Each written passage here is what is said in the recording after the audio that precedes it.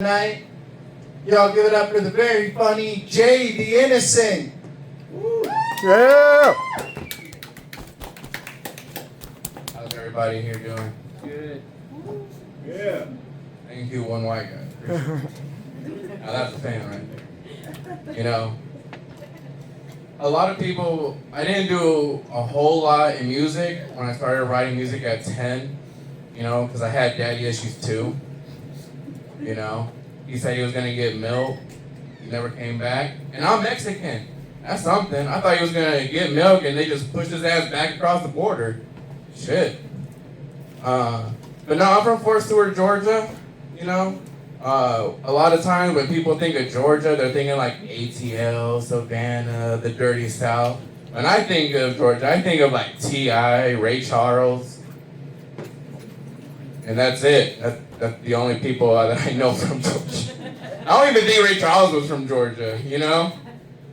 But I date a lot of black girls because I feel like if you've been in a certain time environment, you become a product of that environment. I mean, look at Michael Jackson. He first became black, but then he came back. He's living with white people now, you know? It's crazy. I didn't think I saw Chris Hansen at one of Michael Jackson's parties, and that's crazy, right? That's crazy. But that's not to say I didn't date any other race. I dated some Latinas, some white girls. I almost dated a Muslim. But the thing is I couldn't date her, only for the simple fact that if I said something wrong or if I offended her, she'd just blow up in my face.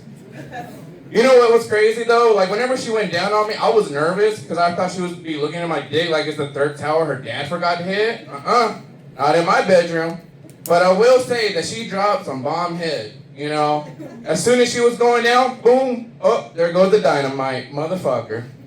About to be another 9/11 in this bedroom. Because apparently you don't want it in the puss, you want it in your mouth. And that shit's already a fucking abortion clinic. God damn. You know? But I like I said, I dated some white girls. I liked them when they were older, you know, when they had the brown spots on their skin, looking like tortillas, making me hungry and shit. You know? Made me want to put some meat on y'all, some bones on them, you know? But I simply know the Mexican, you know? I'm sorry, she's not Mexican, she's American. She want me to tell y'all she's American. Even though she's from Laredo, Texas, I always tell her, you just gotta jump and you're already an immigrant. You're right there. You know, what's stopping you? But I appreciate you coming back. But no, I like to make fun of her from Laredo and I tell her, babe, relax, I'll let them know that you're American, okay? Even though, but I just want you to know, every night when I bend you over, I turn you into a wetback. And it's crazy, you know, like, being around black people, I grew up on, like, TV shows like MTV, VH1, BET, which, by the way, I appreciate y'all laughing at Josh Gideon's jokes. That was really great. I thought he was going to set it off, like one of the girls from that movie. I was thinking pushing towards Queen Latifah, because that's what he looked like a little, you know. And Esau, I love you, bro. I just want to say, every time I see you do a show, you look like Ace Ventura went to Colombia. I love the facial. I love the faces you make and everything. You're like, it looks like you're going to say, oh, alrighty then, who wants to see the next comedian? You know? And Brantley, why are you lying? You say you didn't want no trouble. You told them that you knew your dad. Don't lie. You knew your dad. And that you had good credit. Motherfucker. Daddy. I have to work for all my money. I have to prove that I'm white enough to get property around here. Shit. I remember trying to get an apartment. They're like, are you Mexican or American? ¿Habla inglés o español? Híjame. You know? And honestly, like Gideon said, who really thinks Michael Jackson touched those kids? You know? Because I don't think he did enough time for me to stop listening to his music, you know? And I've seen the biography, I've seen the movies, the shows, the documentaries, and I've listened to those kids, you know? He was my hero. He was my idol. Look, I know what Michael Jackson to those kids, you know? Let me tell you, there's a reason why he shaved down his nose, you know? To get deep in the booty holes. Those kids' booty holes, you know what I'm talking about? Are you kidding me? Licked booty hole? That's a celebrity bidet if I ever seen one. You know, but those kids were like, he was my hero, he was my idol. listen, if my hero, my idol, did to me what Michael Jackson did to those kids, Eminem, I would be honored. I would just lose myself. Not in ecstasy, not in music, but in ecstasy. You know? I'd be able to, let me tell you something, I'd be able to feel slim and shady at the same time. Let me tell you that. You know? Anybody know that Marlon Wayans was here this past weekend? You know? Well, I saw the movie the same day that I was going to meet him that night. Turns out he had an after party at Club 212 that night, Friday night. And I went over there and I got there early because they said it's better if you show up early so you have parking or whatever. Let me tell you something. I'm such a huge fan of Marlon Wayans. I was there 6 hours early. I was there for 6 hours. Watching the fucking game, always asking people around, hey, when's Marlon Wayans gonna come? Hey, do you know Marlon Wayans gonna come? Hey, Marlon Wayans gonna come. You gonna be there? Hey, Marlon Wayans is gonna be there. You gonna be here? You gonna be here? Oh yeah. You know what time he's gonna be here? What time? What time? 12? 12? I gotta work at 7. You sure you're gonna be here at 12? I gotta go to work in the morning. So finally Marlon Wayans comes at 1:15 in the morning. That's how much of a fan that I loved him. You know, Dungeons and Dragons, White Chicks, Little Man. If you put those movies all together, you're living a white lifestyle, you know? I didn't know my dad. You know, who the hell watches a movie about a little man when he be going out to the corner store to get milk?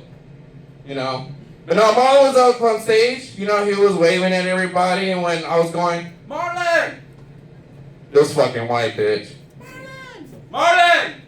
Marlon! Marlon! Marlon! Marlon! Marlon! Bitch! So finally, Marlon looks at my way. He waved at me when I was taking the picture. And for one time, I was gay for this much. Because when he looked at me, he waved at me. I was like, oh my God, he waved at me! He waved at me! I felt like a white girl when she first saw her black dick. I was like, oh my God, he waved at me! He waved at me! You know? And finally, this white girl comes over to me and she goes, I'll flash you if you let me know when the line's coming up. Just let me know when the line's coming up and I'll flash you. I was like, bet. She flashed me, right? 30 minutes later, after they started letting people on the stage, I'm right there in line. I get up on stage. She sees me right as I'm walking on the stage. She goes, why didn't you let me know the line was there? Why didn't you let me know the line was there? I was like, bitch, to get in front of me and this line is touch titty privileges. You didn't let me touch the titty. You just showed your titty. And I was not impressed. Look at the titties behind me. You were in the back of the line. That's how much your titties were worth. Sorry. So when I finally got up there, I met Marlon Wayans, and I was like, bro, I'm such a huge fan. I watched Dungeons and Dragons. That movie was shit, but you were funny. You were funny in that movie. I loved you as Snails. Snails. I don't know why a black man was called Snails. You know them black motherfuckers are fast. God damn. You know?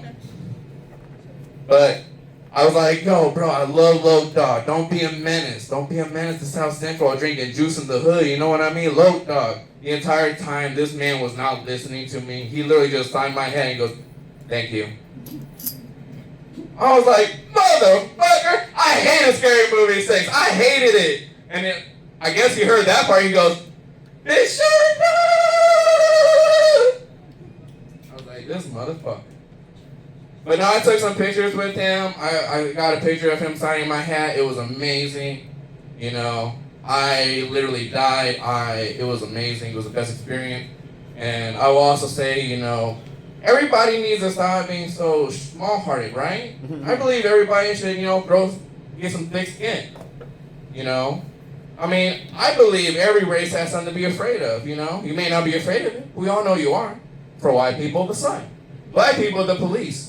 Mexicans, immigration. Asian people, atomic bombs. We all have something to be afraid of. You know? I'll do it better. White people, getting replaced by Mexicans. Black people, their dad going to the store and getting milk. You know? Mexicans, their family applying for border patrol. Asians having a baby girl. We all have something to be afraid of, you know? You know, I could ask you if you're racist. You're just going to say no, right? Thank you. You know? But picture this. if a black man cuss out a white man, hey, you better hurry home. You better hurry home and pay that child support. A Mexican saw off a white man, hey, you better hurry to Home Depot before your ICE shows up. But a picture of a white man cut off a black man. Black man goes, hey man, you better hurry home and take care of my kid, bro. And I appreciate y'all. I appreciate you, sir. I thank you for making that joke work. Unlike a turn signal on an Asian person's car. You know, it's just a simple flick of the wrist. But I get it. After making so many rice cakes, my wrist would hurt too. You know? My wife hates my jokes. She does not find me funny one bit. She does not find me funny. You know, there was one time, I have an autistic son, okay? I have an autistic son. I'm proud of it. I love him. He's amazing. He's smart as fuck. He's probably better than Wham! Perfection, better than I am. Y'all remember that game back in the 90s? You pushed a little mat down and gave you a little timer. By the time the timer went up, the freaking thing came out at the face. Like a white girl at a Mandingo party, you know? But no, like, so we go to this thing that is provided by a company called Brighton. And I'm sitting there, I see all the other autistic children. I don't know why I fucking did that. See, I'm turning black, you see? I drank some weed. I smoked some weed. Not drink, but smoked some weed. And I'm already turning black. You know what I mean? And that's another thing before I continue that story. When I was younger, I was starting smoking weed. And I don't know why. Please don't ask me. But when I smoke weed, I turn black. I'm a black man. And not the black man you think. Because here's the thing. When I start smoking weed and I do my thing with the girl that I'm with that night, I turn into Ray Charles because I'm trying to be blind to my responsibilities. You know? I don't remember you. I didn't even see you that night, you know?